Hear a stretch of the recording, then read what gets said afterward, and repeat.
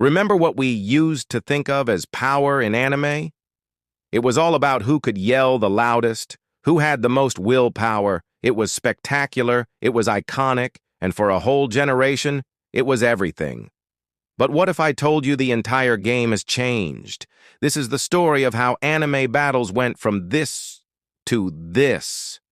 It's the evolution from pure spectacle to complex strategic warfare, where the smartest fighter, not always the strongest, is the one who wins. It's the story of how anime power systems finally grew up. Back in the early days of shonen, power was a pretty simple, primal thing. It was basically a mirror of a character's spirit and determination. The most famous example, the one that laid the groundwork for decades, is Dragon Ball's Ki. Now, Ki is based on the real-world idea of chi or chi, a life force energy inside all living things. Creator Akira Toriyama even said his version of Ki was made of 3 parts: vigor, courage, and right-mindedness. This meant that power wasn't just physical, it was emotional. A character's strength was directly tied to their state of mind. The angrier they got, the more determined they were, the stronger they'd become. The most legendary moments weren't about clever tactics, they were about shattering your limits through sheer force of will. Just think about Goku's first Super Saiyan transformation. It wasn't triggered by some brilliant strategy. It was born from pure, unfiltered rage and grief.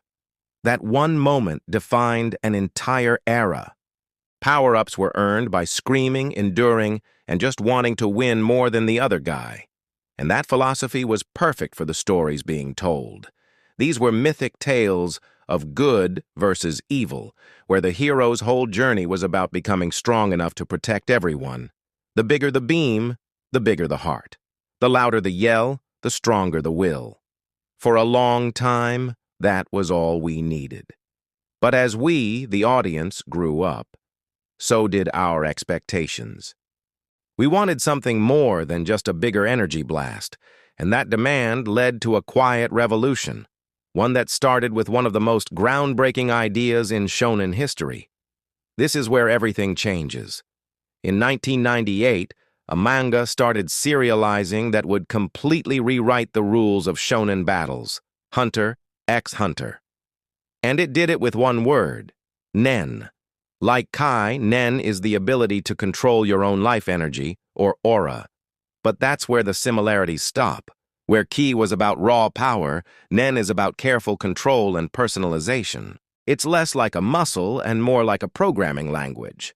The whole system is built on 4 major principles that every user has to master just to get started.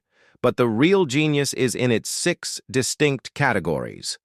To keep it simple, you can think of them like classes in an RPG: enhancers who make themselves stronger, emitters who shoot their aura, transmuters who change their aura's properties, and so on. A character's Nen type is determined by their personality. Straightforward, determined people like Gon are usually enhancers, great at simple, powerful attacks. Quirky, deceptive characters like Hisoka are transmuters, who can make their aura act like other things, such as rubber and gum. For the first time ever, a power system wasn't just something a character had, it was a direct extension of who they were. Your abilities were a mirror of your soul. But the most revolutionary idea Nen introduced was conditions and limitations, what fans often call binding vows. A user could make their ability way more powerful by setting a strict rule or limitation on it. The harsher the limitation, the bigger the power boost. The perfect example is Kurapika. He's a conjurer, but when his eyes turn scarlet, he becomes a specialist who can use every Nen type at 100% efficiency. He creates 5 spiritual chains, and each one has a unique ability. One of his most powerful, Chain Jail, is made to trap members of the Phantom Troop, the group that murdered his clan. The condition he sets is absolute. If he ever uses this chain on anyone who isn't in the Phantom Troop, he will die on the spot. This incredible self-imposed risk juices his power to an insane degree, letting him take down a physically stronger opponent. This single mechanic changed everything. All of a sudden, battles were no longer just contests of strength. They became these intricate chess matches of logic, deception, and risk-taking. A weaker fighter could beat a stronger one by exploiting the rules of their ability or by coming up with a cleverer vow. Brains and strategy became just as important as brute force, if not more so. Hunter x Hunter proved that the most exciting fights weren't about who could punch harder, but who could think smarter. The level of detail in Nen is still mind-blowing, and it's the foundation for so much of what we see in modern anime.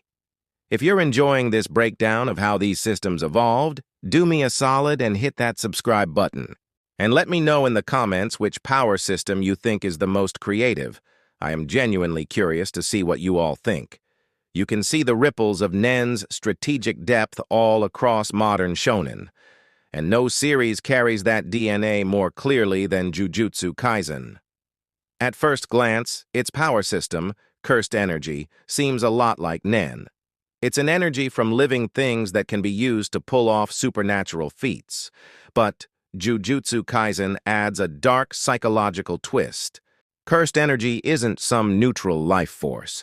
It's born specifically from negative emotions like fear, hatred, and grief. This immediately ties the power system to the show's horror themes and the internal struggles of its characters. In this world, power literally comes from pain. And just like Nen, cursed energy is all about rules. Sorcerers have innate techniques that work like unique superpowers, and many of them are incredibly complex. But the system also borrows the idea of binding vows. A sorcerer can actually explain the rules of their technique to an opponent to make it more powerful. A huge, high-risk, high-reward gamble. The peak of this is domain expansion, where a sorcerer creates a pocket dimension where their attacks are guaranteed to hit. Escaping a domain isn't about overpowering it, it's about finding a loophole in its rules. What Jujutsu Kaisen shows us is the next stage in this evolution. It took the strategic, rule-based foundation of Nen and pumped it full of deeper psychological and thematic weight. Fights aren't just physical or strategic anymore, they're deeply personal, reflecting a character's trauma and their view of the world. This shift isn't just in one series either. Look at Full Metal Alchemist as alchemy, which is governed by one unbreakable rule, the law of equivalent exchange. To obtain something of equal value must be lost. This law isn't just a magic mechanic, it's the central moral and philosophical question of the entire story. The characters' biggest struggles come from wrestling with this law, wondering if the sacrifices they're making are truly worth it. Even a show like My Hero Academia, with its seemingly simple quirks, has evolved. While it started out focused on raw power, the story now spends more and more time rewarding characters who use their seemingly weak or niche quirks in smart, creative ways. The narrative has also grown to explore the societal and ethical duties that come with a world where almost everyone has some kind of power. So, why the big change in anime powers? Because what we, the audience, wanted from these stories changed. The era of pure spectacle, of power measured in bigger numbers and brighter explosions, gave way to a desire for depth and meaning. We went from asking who is stronger to who is smarter. The evolution from the raw willpower of Kai to the strategic complexity of Nen and finally to the psychological depth of cursed energy isn't just a change in how fights are animated. It's a fundamental shift in storytelling. Power is no longer just a tool for winning. It's a mirror that reflects a character's personality, their history, their trauma, and their very soul. The battles became chess matches, the limitations became strengths, and the personal costs became the heart of the drama.